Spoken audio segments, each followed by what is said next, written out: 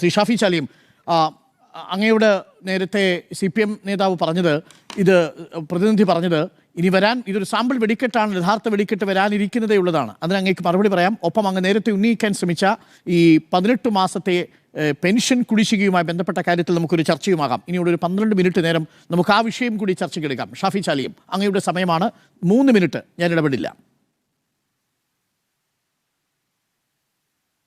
അതെ, അതായത് 18 മാസം ഉമ്മൻചാണ്ടി സർക്കാർ ഈ കുടിശ്ശികയാക്കി എന്ന ആ കള്ളപ്രചരണം കേരളത്തിൽ ഒട്ടുനീളം വന്ന് CPM നടത്തി. അതിൻ്റെ യാഥാർത്ഥ്യം വളരെ കൃത്യമായി പുറത്തു വന്നല്ലോ. M. സ്വരാജിന് തോമസ് ഐസക്ക് കൊടുത്ത മറുപടിയിൽ തന്നെ പറയുന്നുണ്ട്, വെറും 3 മാസമാണ് കുടിശ്ശിക. അത് തന്നെ കുടിശ്ശികയുള്ള കാരണം ബാങ്കിൻ്റെ, പോസ്റ്റ് ഓഫീസിൻ്റെ ടെക്നിക്കൽ എററാണ്. പക്ഷേ തോമസ് ഐസക്ക് ഇങ്ങനെ ഒരു ഉത്തരം കൊടുത്തെങ്കിലും, പിന്നെ സ്വരാജിനാണ് കൊടുത്തതെങ്കിലും, ഇവർ ഉടനെങ്കിൽ എപ്പോഴും യൂട്യൂബിൽ കിടക്കുകയാണ്. എൻ്റെ സുഹൃത്ത് പിന്നെ അഡ്വക്കേറ്റ് അരുൺകുമാർ പിന്നെ പറയുണ്ടായി, ഇന്ത്യയിലെ കടമെടുത്ത സംസ്ഥാനങ്ങൾ പട്ടികയെടുത്ത് നോക്കാൻ.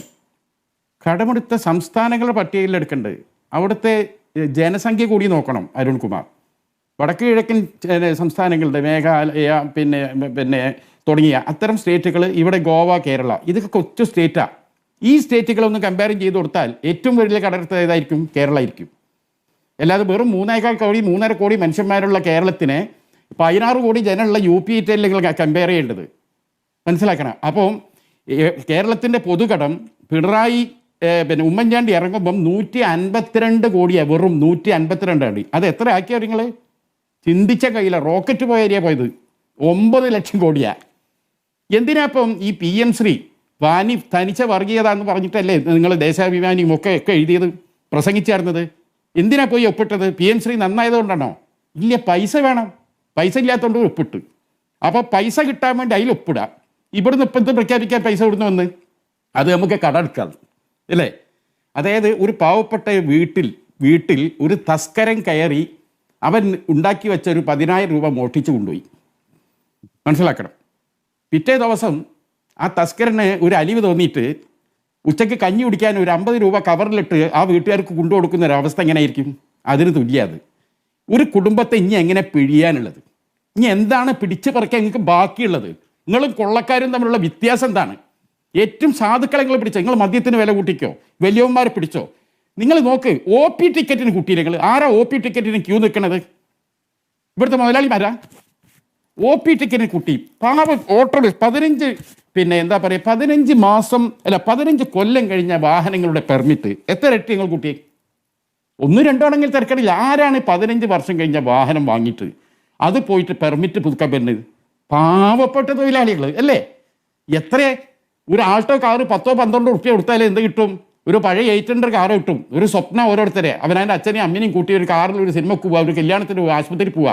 അവരാണ് 10-12 റുപ്യക്ക് പോയി വാങ്ങണത്. അത് 15 കൊല്ലം കഴിഞ്ഞാൽ അത് പുതുക്കാനുള്ള ഫീസ് വെറും 800 രൂപ ഉണ്ടായിരുന്നത് 18,000 ആക്കിയത്. ഇവരാരെയാണ് പിടിച്ചു പറിക്കുന്നത്? മുഴുവൻ പാവങ്ങളെ പിടിക്കുന്നത്. എന്നിട്ട് പറഞ്ഞു ഞങ്ങൾ അത് തന്നില്ല, ഇത് തന്നില്ല. ഇനി എന്താ നിങ്ങൾ കൂട്ടാൻ ബാക്കി? 5 ഇരട്ടിയല്ലേ വൈദ്യുതി കൂട്ടിയത്? വൈദ്യുതി കൂട്ട് മാത്രമല്ല, വൈദ്യുതി ബില്ലിംഗ് സ്വഭാവം മാറ്റിയില്ല നിങ്ങൾ. 30-ാം തീയതി കഴിഞ്ഞാൽ വൈദ്യുതി ഓഫീസിൽ നിന്ന് ബ്ലേഡ് കമ്പനിക്കാരെ വിളിക്കുന്ന ഐഡിയാണ് ഉദ്യോഗസ്ഥന്മാർ വിളിക്കുന്നത്. വരട്ടിയിട്ട് എന്താണ്? ഒരു മര്യാദയില്ല. ചെറുകിട വ്യവസായ സംരംഭകരെ പോലും വരിഞ്ഞു മുറുക്കുകയാണ്. ഒരു ഫുഡ് പ്രോസസ്സിങ് നടന്നുകൊണ്ടിരിക്കുമ്പോൾ ഇവന്മാർ ഫീസ് ഒരുക്കൊണ്ടുകയാണ്. കണ്ടില്ലേ? പണം എന്ന് പറഞ്ഞാൽ എപ്പോഴും ഉണ്ടായിക്കൊള്ളുന്നില്ല. അതിനാണ് ഫൈൻ എന്ന സാധനം. ഈ ഫൈനല്ലുള്ളത് ഫീസ് അണ്ടൂര. ഇതിനൊക്കെ ഒരു മാഫിയാക്കി കേരളം മാറ്റിയിരിക്കുകയാണ്. ഇതൊരു ചെറിയ കാര്യമല്ല.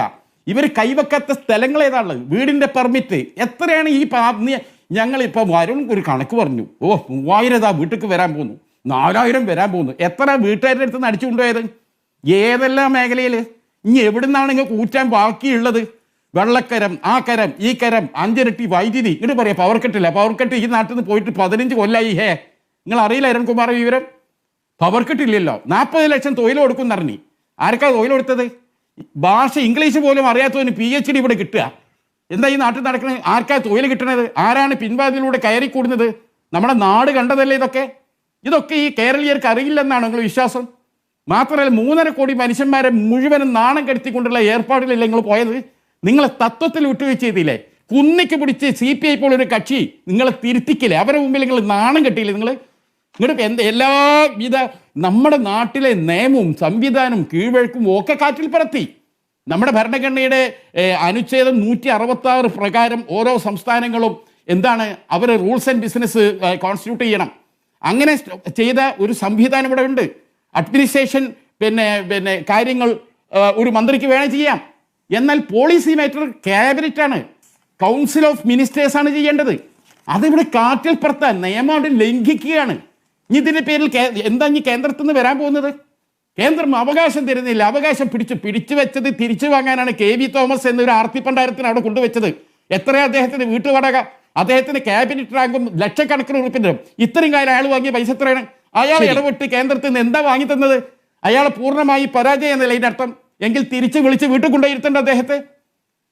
എന്താ നിങ്ങൾ എവിടെയാണ് ഈ ഇവിടെ എൻ്റെ സുഹൃത്ത് അരുൺ പറയുണ്ടായി ഇവിടെ നടത്തിയ യാത്രേനെ കുറിച്ച്. ആ യാത്രക്ക് ഉപയോഗിച്ച ബസ്, ലിഫ്റ്റുള്ള ബസ് എവിടെയാണ്? കട്ടപ്പുറത്താ. നിങ്ങൾ എന്താ പറഞ്ഞത്? യാത്ര കഴിഞ്ഞാൽ അതിനെ എന്താണ് എക്സിബിഷനിൽ കൊണ്ടുവച്ച് എന്താണ് എന്താണ് വരുമാനം ഉണ്ടാക്കും. ബാലൻ പറഞ്ഞ വാക്കാ, നമ്മൾ കേട്ടില്ല. അതൊക്കെ നിങ്ങൾ അടിച്ച ദൂരത്തിന് കയ്യും കണക്കുണ്ടോ? എത്ര കോടി രൂപ എല്ലാ പ്രോജക്റ്റും പ്രഖ്യാപിക്കും, അതിന്റെ പ്രൈമാഫേസി തുക കോടികൾ അനുവദിക്കും, എന്നിട്ട് യൂട്ടേൺ അടിച്ചിട്ട് പോകും. ഈ സർക്കാരിന്റെ സാമ്പത്തിക സ്ഥിതി തകർത്ത. ശരി, തീർച്ചയായിട്ടും. പക്ഷേ അപ്പോഴും ഷാഫി, ഒരു ചോദ്യം. നമ്മുടെ സംസ്ഥാനം ഏറ്റവും കൂടുതൽ കടബാധ്യതയുള്ള 15 സംസ്ഥാനങ്ങളിലില്ല എന്നുള്ളത് ഷാഫിക്കൊരു ആത്മവിശ്വാസം നൽകുന്ന ഘടകമല്ലേ? അവിടെയാണ് സംസ്ഥാനങ്ങൾ തുലനം ചെയ്യേണ്ടത്. അങ്ങനെ എല്ലാവരും കുമാർ ജനസംഖ്യയുമായിട്ട് അതിന് തുലനം ചെയ്യണം. പെർ ക്യാപിറ്റൽ ഇൻകം നോക്കണം. 3.5 കോടിയുള്ള ഒരു സ്റ്റേറ്റിൽ അതേമാതിരി 16 കോടിയുള്ള ഒരു സ്റ്റേറ്റിന്റെയും കടം തമ്മിൽ വ്യത്യാസമുണ്ട്, റേഷ്യോ വ്യത്യാസമുണ്ട്. ധനക്കമ്മി കുറയ്ക്കാൻ സാധിച്ചിട്ടില്ലേ? ഇല്ല, സാധിച്ചിട്ടില്ല. അതാണ് ഞാൻ പറയുന്നത്. നിങ്ങൾ എന്ത് ചെയ്യണം? നിങ്ങൾ മേഘാലയ, മണിപ്പൂര്, അങ്ങനത്തെ ഗോവ, അങ്ങനത്തെ സ്റ്റേറ്റുകളുമായിട്ടാണ് കേരളത്തിൽ നിങ്ങൾ എന്ത് ചെയ്യേണ്ടത്? കേരളത്തിൽ ഇട്ടുവെക്കേണ്ടത്. അങ്ങനെ വന്നാൽ അവിടെ കേരളമായിരിക്കും കടം ഏറ്റവും കൂടുതൽ. ഇല്ല, കണക്കുകൾ നമ്മളെടുത്തുണ്ടല്ലോ. നമുക്ക് സ്റ്റാറ്റിസ്റ്റിക്സ് വിളിച്ച്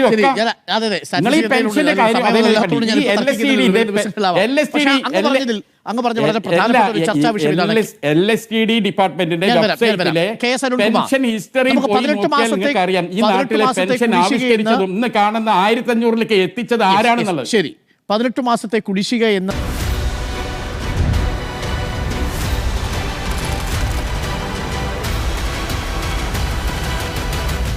Debate with Dr. Arun Kumar.